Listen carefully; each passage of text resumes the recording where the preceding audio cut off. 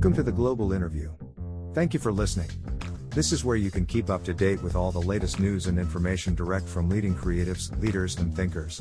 We can help to keep you right up to date with all the latest information from interesting people who make a real difference in this globally connected world.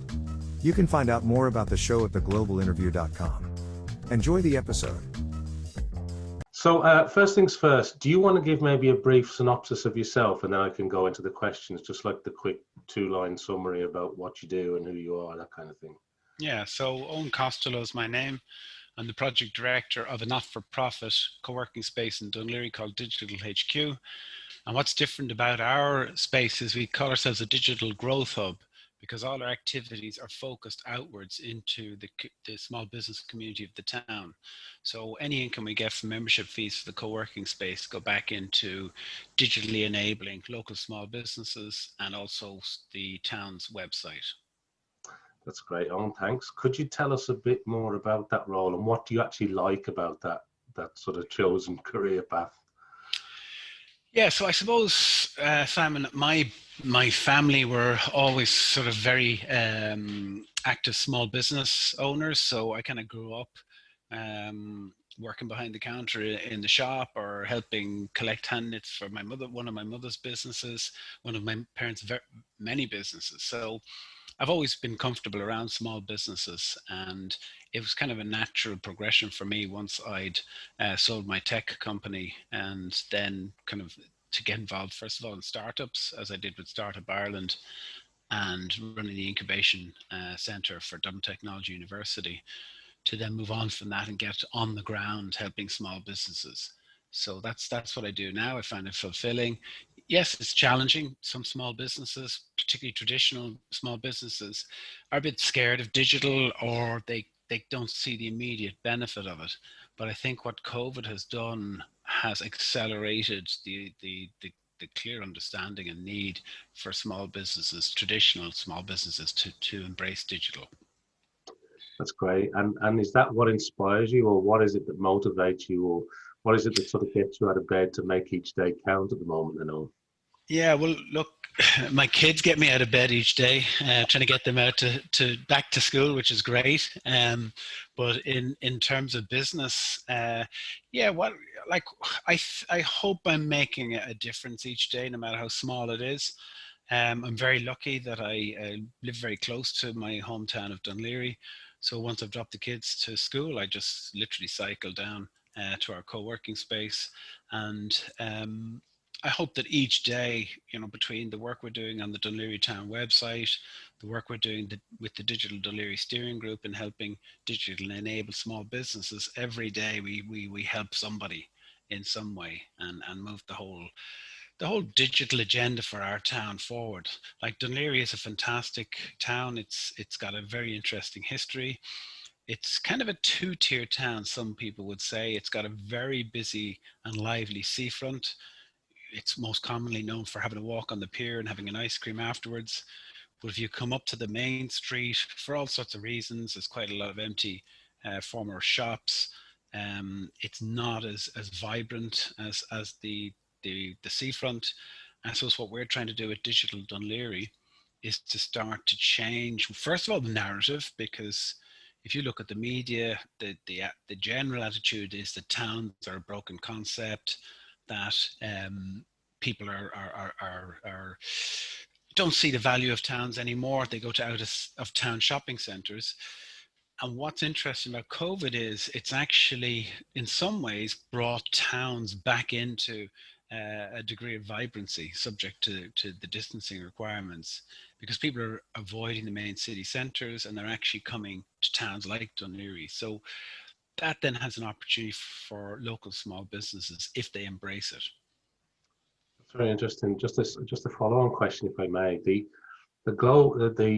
Support Irish campaign was obviously very big in its time, and is it a resurgence of that, with that shopping local, supporting your local community, or is it purely just avoiding the big metropolitan city centres?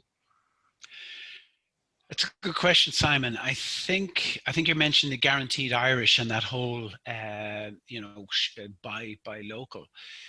what's starting to happen is part of a bigger trend. So there's a thought leader in the States called Bruce Katz, and he writes a lot about innovation districts. And what he's come up with is this concept of new localism. And what new localism essentially says is that, do what you can with what you've got. Like you as a community at any level, be it town, village, or city, have resources available to you that you can put to its best possible purpose, and you're responsible for that. The decision making, waiting for grants, waiting for directions to filter down from on top, on high. New localism says, that's not the way in the 21st century. Between digital enablement, between the ability to remote work, with the ability to set up digital businesses in very, very short time and very cost effectively, towns and communities can now leverage the tools that are available to them to take control of their own destiny. And that's called new localism. So what I'm sort of seeing happen is that towns like Dún Laoghaire are starting to wake up to that reality that, look, our future destiny is in our own hands. We can start to regenerate the town. So, for example, there's a good friend of mine who's our chairman of Digital HQ, Chad Gilmer. He'd make a very good person for interview, by the way. And he took a fairly large empty shop premises in Georgia Street in Dún Laoghaire, and he converted it into a top quality co-working space with about 100 desks in it.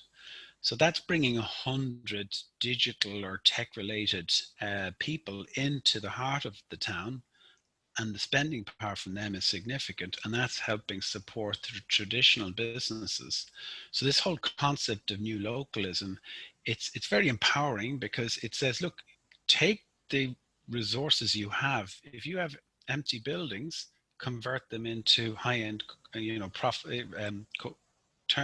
convert them into professional co-working spaces. If you have traditional businesses, enable them to digitally reach their customers within the locality. And another thing that's happening within towns under this whole concept of new localism is this move towards cycling, and the move towards uber local. Like, rather than getting in the car and driving to a shopping center out of town, people are now, the demand for bicycles has never been higher. People are now cycling down to their local town and doing their shopping. It's fascinating. It's a little bit like, I was reading an article recently on the 15-minute city concept, where everything needs to be within a 15-minute reach. Yeah. So you can sort of live more sustainably, I suppose. That's what's happening. That's what I'm seeing, and that's this whole concept of new localism proposes that as something that it means more so then that the community's destiny is within its own control. So while big trends come and go, or multinationals might move in and out of areas, communities can get hit by the restrictions of COVID-19. There are all sorts of things that can impact a locality, but if that locality is tightly knit and versatile and focusing on what it can do itself, then it's far more sustainable and robust in the long term. Fantastic. And you mentioned, when we were talking a few moments ago about Dún Laoghaire and walking the pier and grabbing an ice cream, and it just made me want to ask you that when you're not doing all the exciting things you're involved in with the, I suppose, a rejuvenation and the promotion of a more digital, cultural, local environment, what about your own hobbies or interests? You mentioned the children get you up most mornings. Like, what That's do you right. like to do? What are your hobbies or interests on? Yeah, I'm interested in politics. I was a county councillor for 5 years here in Dún Laoghaire, and have an ongoing interest in that, because again, I suppose I'm always interested, Simon, is what can be done to improve circumstances in our locality. And that kind of trickles down. There are very positive things that can come from central government. There's also things that we need to do locally. So I kind of take an active interest in politics. I'm not directly involved anymore, But as a former county councillor, I would still keep close contacts with a lot of people in the political arena. I enjoy cycling. Any chance I get, I jump up on the bike and cycle. Now, I'm not a great cyclist, but I enjoy cycling. And look, I just enjoy getting out for a walk. We're really very, very lucky where we live in Dún Laoghaire town here. There's superb walks. Just when you walk along the side of the sea, particularly on a nice sunny evening, it just fills you with so much positivity. So that would be one of my. I have a little Shih Tzu dog called Elsa, and we'd head out for a walk most evenings. Now Elsa, like she's quite a. I don't know if you're familiar with the breed of Shih Tzus, but they're very clear in their own mind of what they'll do and they won't do. Like if we're walking too far, she'll just flop on the ground and say that's it, and that's it. We have to head home then. So the basket on the bike on. Yeah, well, I have been doing that, Simon. Actually, interestingly enough, Dún Laoghaire now has really embraced these cycle paths. So in the last month, we've had, we've had more cycle paths put down in the last month than the previous 3 years. And I've been out testing those on the bicycle with Elsa in the basket at the front. And I put it up on Instagram and on Twitter, and it gets great engagement. Yeah, I've seen the new cycle lanes. Fantastic investment. Yeah, they are. Well, look, it's the future. It's the future. A much more sustainable way of getting around. Superb. Thank you. Do you have any phrase or quote or anything that you sort of live your life by? Anything that strikes a chord with you? Yeah, like as a kid, I had learning difficulties. I couldn't read or write until I was around 9. And I remember my mother bringing me to a child psychologist at the time. And he did a series of tests with me. And his kind of feedback to my mom was, look, if you can get this guy to read or write, he'll do really, really well. My mom's mantra always was, I'd be sitting there over my homework and I'd really be struggling. Because words, and letters, it just looked like a jumble to me. Her kind of phrase was always, look, keep going, you'll get there. And I did keep going, and I did get there. I ended up getting into university, and I actually did well in the end. And that phrase, it's helped me through life, because when I took on the role of CEO of Startup Ireland a couple of years ago, we were working on a big national project with the government, a national startup week. And we kind of went from it just being a concept on a sheet of paper. We had no budget, we had no team to roll it out. And gradually, as we got momentum, we got the support of government. Bank of Ireland came on board as a key partner. We then came up with this proposal, the Startup Gathering, Ireland's National Startup Week.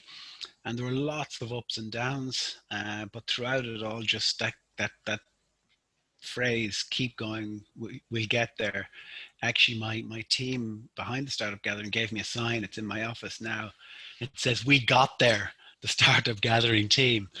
So that kept me going. We ended up delivering 420 events in 22 counties to 19,000 people. It was a great success. So that phrase kept me going. That's incredible. Back from when you were a child, and still relevant, right. As relevant today as ever. Absolutely. Keep going, you'll get there. Yeah, fantastic. And I remember the activities that you're mentioning there. That was very successful. There was I'm sure behind the scenes there was an awful lot of blood, sweat, and tears went into there that. Was. I can imagine, but it was a huge national success and a huge program. From an outside looking in, it was a huge success. Yeah, so. It was, Simon. We were trending for 6 days, the Startup Gathering, and it actually gave, again, it was an early version of this concept of new localism. So like that's my bell of mindfulness. So apologies if that comes across.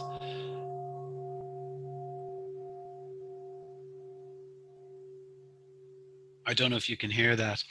That's okay.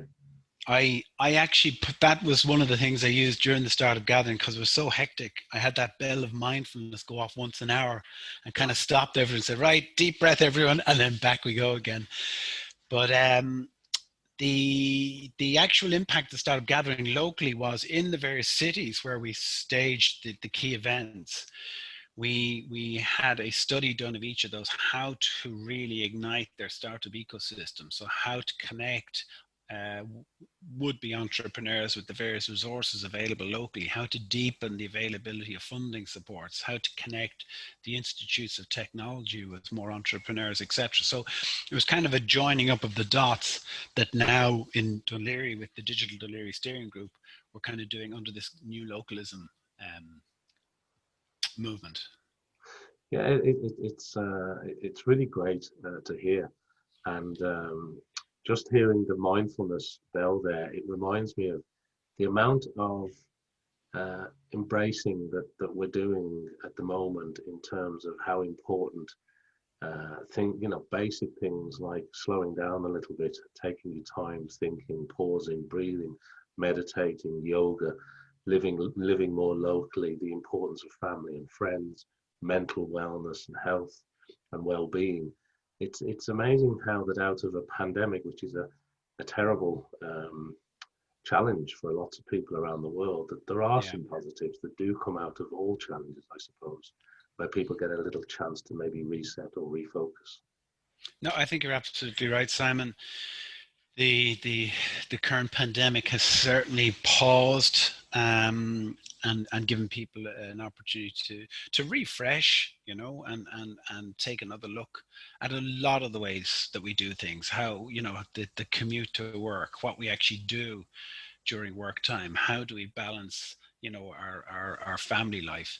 And while we're going through really tough times at the moment, if we look back in 10 years' time, there will be significant changes for the better arising from that reassessment of how we've been essentially doing things that are, date back to the Industrial Revolution, like all marching into one location for fixed hours, being watched by managers or bosses, and then all marching home again and trying to spend a little bit of time with our kids.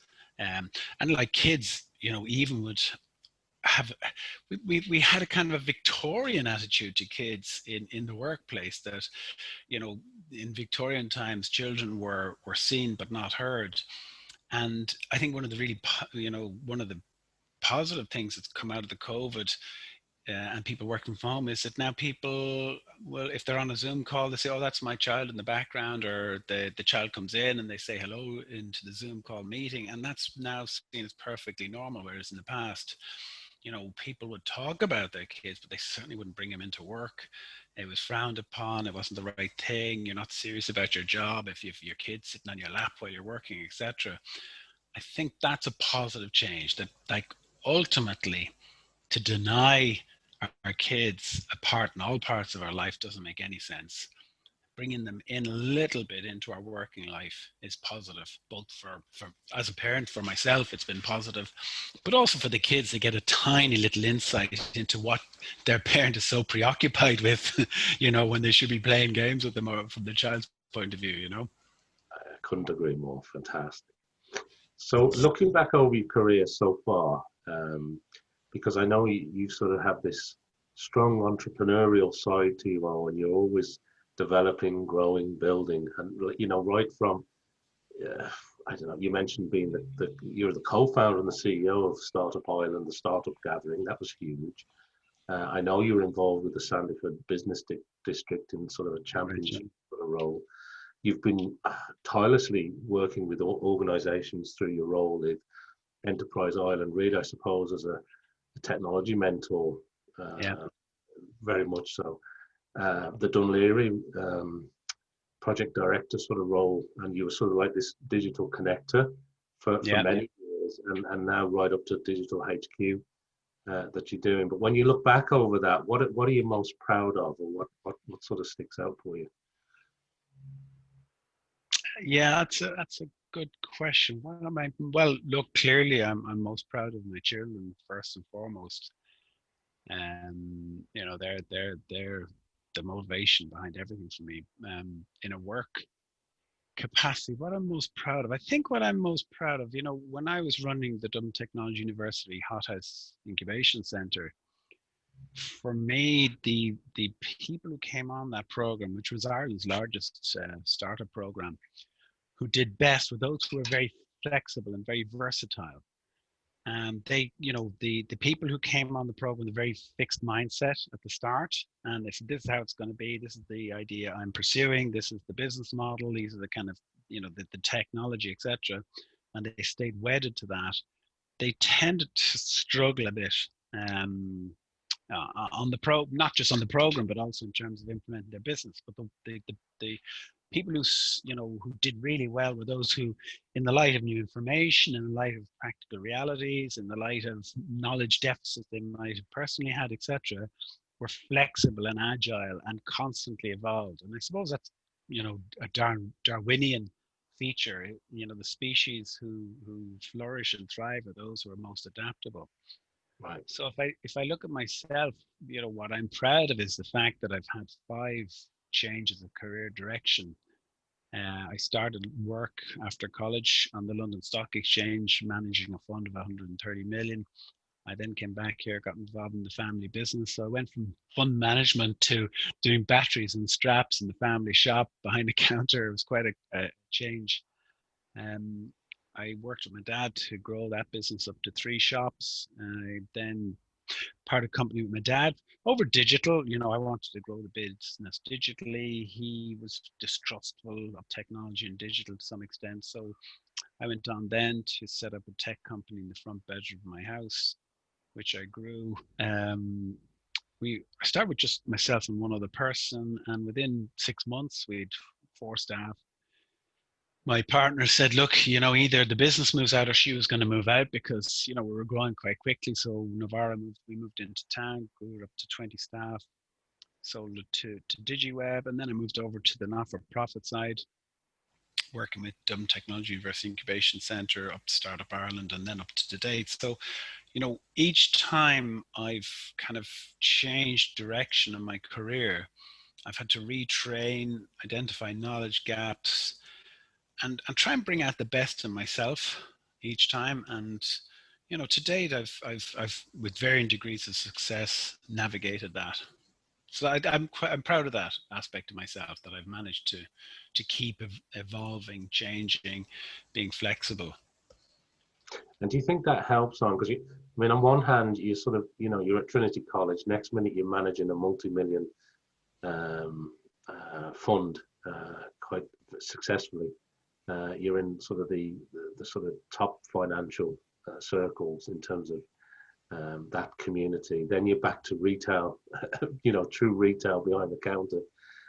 Then you were a very successful entrepreneur, right? You started the typical story: start in the bedroom, end That's up right. successfully exiting, selling that organization. That's right. And doing some non-profit work. Do you think all that's been beneficial? Because it's not, some people can't make that leap between very small company, big company, entrepreneur, teacher, mentor, whereas you seem to be able to adapt very well. Is it the agility and the adaptation that would you say is a core strength, or is it something else? It's sometimes been a struggle, Simon. So I wouldn't say that I've always easily transitioned from one career to another. Like, I did struggle when I came back from the stock exchange, where let's be honest, it was a very nice lifestyle, and you traveled first class on things, and the chauffeur driven car was sent to collect you from the station when you were visiting companies you were invested in, etc. To then suddenly be, people coming in and say, can you put a new battery in this watch? And you'd pick the watch up and it was kind of encrusted with, all sorts of stuff off the person's wrist. It was, that was a culture change, which was a big change. And look, but I got on with it and got through it. It just had to be done. Yeah, look, I think for me personally, I kind of, my own personal philosophy was, I've been given a set of skills and abilities, and the obligation on me is to try and use those to the best of my ability. Like, I remember my dad once saying to me, again, when I had the learning difficulties growing up, and I found it really hard getting through exams and stuff, he said, look, and in terms of choosing a career, whatever, do the best you can with what you've got. And that's kind of been the guiding philosophy of my life. Always, an eye on doing the best I can with what I've got. So having sold the tech company to DigiWeb, I felt, well, look, I've made lots of mistakes doing that, but I also did well out of it in the end. So can I share that with other people? Can I mentor other people? And that was kind of an example of doing the best I could with what I've got. Then when I finished work with Startup Ireland, my local town of Dún Laoghaire, I felt that, well, here's an ideal location where we can start trying to develop this entrepreneurial community ethos again. So can I bring, do what I can with what I've got? Can I bring that to a town level and try and motivate other people around that? And that's starting to work really well. So I think, Simon, my guiding kind of belief in life was always just keep trying to do the best I can with what I've got. And that's kind of kept me going so far.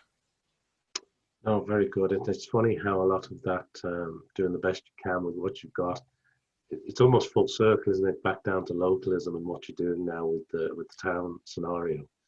Exactly. And a great example for people who may have learning difficulties early on in life, that how you can, as your mother quite rightly said, just keep going, you'll get there. Well, the reality, Simon, is at the moment, a lot of people in a lot of businesses are having to look at, because of COVID, new ways of doing things, new approaches, possibly new market sectors, new routes to those markets. And it's a really challenging time. So all I'd say to people who are going through challenging times is to go back to the basics, see where your strengths are, and then set about doing what you can with what you've got. And that will see you through as much as possible. And Eoin, are there any brands, companies, or individuals in business, or it doesn't have to be business related, but are there any companies or brands, institutions, or anybody that you think that's getting it really right at the moment? Anybody that you look to and say, no, they're getting this right. They know how this is going to play out. Yeah. So I suppose, years, certainly when I started Ireland, I started thinking about the jobs of the future. College, I did a final-year dissertation, and it was an artificial intelligence system, which I coded up in Prolog. And basically I was struggling in my final year, to be honest with you, for a dissertation topic. And I went into the faculty office one day, and I was just organizing room booking or something. And I overheard one of the ladies say to the other, "Oh, listen, Professor Murphy's called in sick. Can we reschedule his classes?" And another lady went and got some very large bound ledgers. I think 2 or 3 books. One was the booking of the rooms in the arts block. The other was the student allocations and all their subjects, who took that subject, what other subjects they took to avoid clashes. And the third book was something like their tutorials with their professors on their mentors, etc. So it probably took about half an hour to reschedule that professor's classes because he was sick. So I thought, hang on a second, what if I use Prolog, this rule-based code, to actually automate all that? So I went and I coded up all these different ledgers and all the faculty choices and the subjects, etc. And after about, I was probably 6 weeks of work, I got working on the mainframe, as it was in those days. I went back into the faculty office and I said to the lady, I think, let's say her name was Mary, do you remember that query when you had a professor ring in sick? Go and type in there now on the mainframe a query. And she said, well, what kind of query? And I said, well, look, you'd need to know rule-based structured query language to be able to do it. So what I did was I just did a natural language compiler that sat between the person typing in. So I put in sort of sample queries like reschedule, and then the query could be the topic, the date, the time, etc., and it would understand that. So she typed in reschedule mathematics or for statisticians and the date and the time.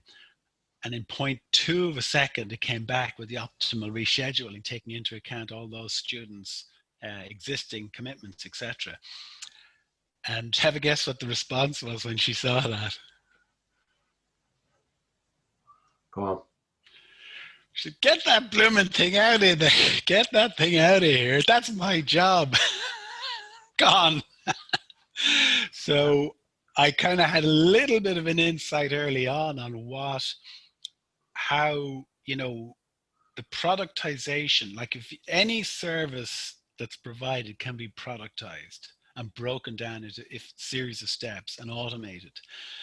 Most anyway, like, okay, there's clear, you can't do it with dentistry or back massage, but with many services, you can break them down into a series of steps and automate them using software. And that, I suppose what I was missing always was the human element on that side, that, people are fearful of that their jobs may be affected. And that was back in the 80s, the late 80s, when I did that artificial intelligence system. And it's really only been in the last 2 to 3 years that artificial intelligence has broken through into the media consciousness, and people becoming focused on what does this mean for careers. So I suppose that's a long way of saying what, the companies or brands that are getting it right, like the jobs of the future will be very much in the social areas. So things we take for granted now, or, like people running voluntary organizations like scouts, etc. Yes, there'll always be a role for volunteers, but these will potentially become paid jobs, like paid jobs for people visiting people in nursing homes, because it's a value add to society. And so I think the kind of companies that inspire me for the last number of years have been those involved in social enterprises, because ultimately tech, digital, the goal is to, minimize costs, and, human input is relatively high cost. So the mandate for most tech orientated projects, and that goes to all large companies, is to cut costs as much as possible. So the jobs of the future are going to come from social enterprises. So, companies like Food Cloud, I heard an ad for them on the radio this morning. They're running a national food drive. Very smart social enterprise, taking food from the big providers who, before it's going out of date, and connecting with charities. These are the kind of businesses that they're not for profit, so they're not a drain. They're not making losses. They're there with a mission. They're there to break even. They're there with a goal of social good, but they're also there to create jobs. They're there to help regenerate communities and make things more sustainable. So I think that's a really interesting change in our society, because if you talked in the past about social enterprises, people wouldn't have a clue what you're talking about. They'd sort of think, oh, charities, are they the people who help people with cancer or whatever. So there's a new layer of businesses, these kind of mission orientated, not-for-profit companies, that I feel will have a significant role, an increasing role in our economy in the next 10 years in terms of job creation. And they're the business I think are getting it right now, social enterprises like Men's Sheds, Food Cloud, etc. Yeah, thanks, on that. Those two that you mentioned are doing particularly well and growing, which is really positive to see.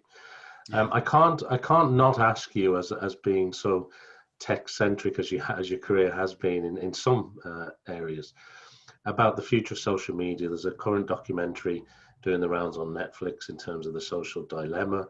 We've had this era of fake news. We see various rules and regulations being touted around social media. So 2 questions really. Are you a social media user? What's your favorite social media platforms? Where do you find you spend most of your time? And do you have any thoughts on the future of social media? Yeah. So if you'd asked me that 10 years ago, Simon, I would have said, no, I don't use any social media. And my wife said to me, look, that's fine, but is there the possibility that you're missing out on an opportunity, and that there may be some parts of this that'll benefit your career, and if you don't kind of dip a toe in the water and keep a watching eye on these things, you might get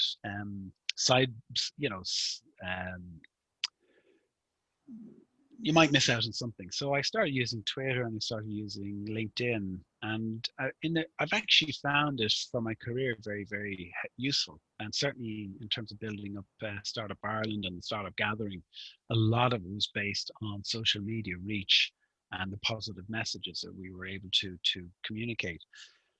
So I teach digital marketing and social media now for the local enterprise office in Dún Laoghaire at Down County. So I'm an advocate of the positive use of social media. Can it perform a function for people and small businesses? Most certainly it can. It has a lot of positives. It can reach where traditional, physical networking and communications can't. Does it have a negative side? I saw that documentary about content reviewers at Facebook and the kind of material that's on that platform, and clearly that's not something anyone wants to see or hear. And yes, there's clearly a negative side, be it the kind of hectoring, trolling that can happen on Twitter, be it some of the unethical content that seems to be left on Facebook. But is overall social media a positive? I think overall, taken in the whole, I see the positives to it. I'd say, let me put it this way: I'm a judicious user of social media. So I see its benefits and I make sure those benefits align with my personal and business goals. Am I a slave to social media? No. Do I let it overwhelm me? Most certainly not. The future of social media, like, I suppose, again, Simon, we're kind of in the gold rush days of all this, where there's little or no regulation. There's very little understanding of the societal impacts of excessive use of social media. There's some people who have a sense that while alcoholism, drug addiction are areas that society has really struggled with, some people would feel that smartphone addiction and excessive social media use is an area that there are going to be societal costs, certainly with the younger generation and millennials. But for businesses, for people who can use it effectively, I think we're kind of going through that period where people are actually focusing more on the value. What use is it? So rather than indiscriminately allowing these social media platforms to reach into every part of their lives, people are pulling back a bit and using it more judiciously. And I think overall that's a good thing. It'll be able to advance social good more effectively, I think. Thank you. Yeah. I have two remaining questions for you, Eoin. One is about the word success and what does success mean to you? And following on from that, it's really about any lessons that you could possibly share with the audience. Oh, what does success mean to me, Simon? That's a very, it's a difficult question. It's very open-ended. Look, I can only go back to what my father always said to me, which is do the best with what you've got. There's no point in looking at other people's lives. I remember some entrepreneurs who set up their businesses at the same time as I set up Novara. And in the period it took me to grow Novara, they'd quadrupled and their business and sold for very, very big figures. And I used to feel jealous about that. And I used to feel, well, why not me? But that could equally apply on the other side. You could equally be somebody who's destitute and struggling. So, focusing on your own life, doing the best you can with what you've got, that's success to me. There's so many factors outside your control. There's so many competing distractions on your attention that, look, ultimately success is at the end of the day, you feel you've done the best you can with what you've got. That's success. What was the second part of your question? Any lessons that you've learned that you could share with people? Anything that you've learned along the way? Yeah, I think what I'd share with people is something that I wish I'd known much earlier on, was that try to start with the end in mind. try to, I know it's in that book, Covey's 7 Habits of Highly Successful People.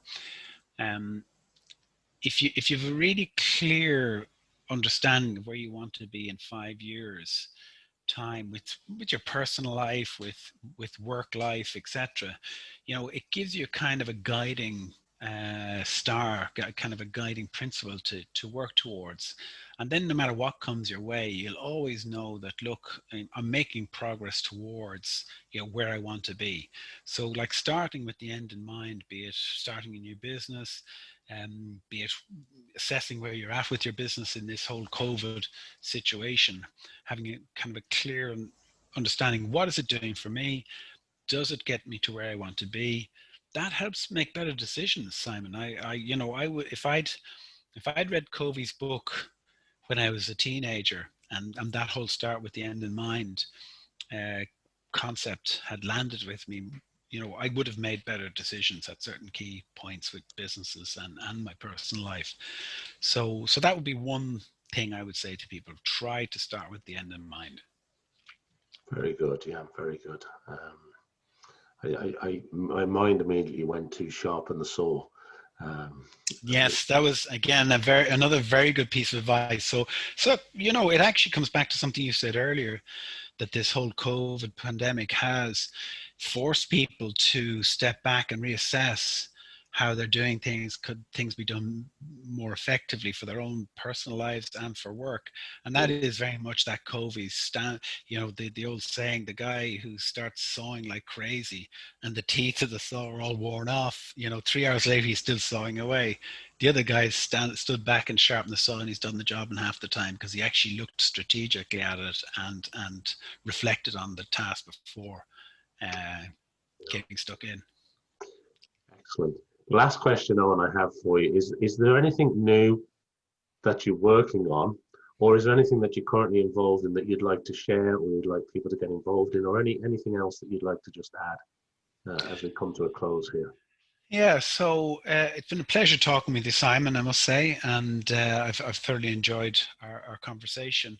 What I'm working on at the moment is a kind of a blueprint for this new localism, a kind of a roadmap, which, based on the work we've done here at Digital HQ, activating the business, small community of the town through Digital Dún Laoghaire, activating the town community through the town's website, converting empty space that Bank of Ireland kindly donated to us into an active co-working space subject to COVID-19 restrictions, is a formula which we'd love to share with other towns and other communities and villages across the country, because it has universal applicability. Many towns and villages have a huge amount of goodwill, have a huge amount of positivity, and there is a framework, this new localism framework, which can help them activate that.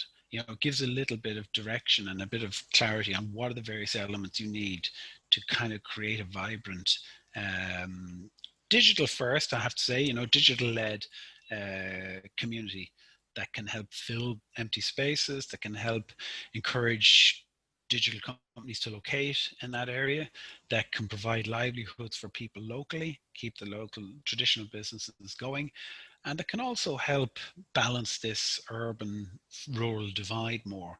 With broadband now, people can work from their locality rather than having the long commute. So that's the exciting thing we're working on at the moment, this Digital HQ strategic plan, which we're probably going to launch. Our honorary patron is Jennifer Carroll McNeil. She's the TD for Dún Laoghaire at Down County, and she'll be launching it later this year. So that's what I'm working on at the moment, and that's something that we're really excited about sharing with towns and communities across the country. That sounds incredible, Owen. Continued success with everything that you're doing. Thank you so much for spending some time with me today and for going through that very exciting journey. And I get a feeling that the journey has only just begun, even though you've done so much. Thanks, Thank you so much indeed. I really enjoyed that too, Owen. It was lovely to catch up with you and to hear about all the fantastic things that you're involved in. So thanks so much. Thank you very much, Simon. Thank you for listening to this episode from the Global Interview. We appreciate your support, If you would like to find out more, please visit theglobalinterview.com.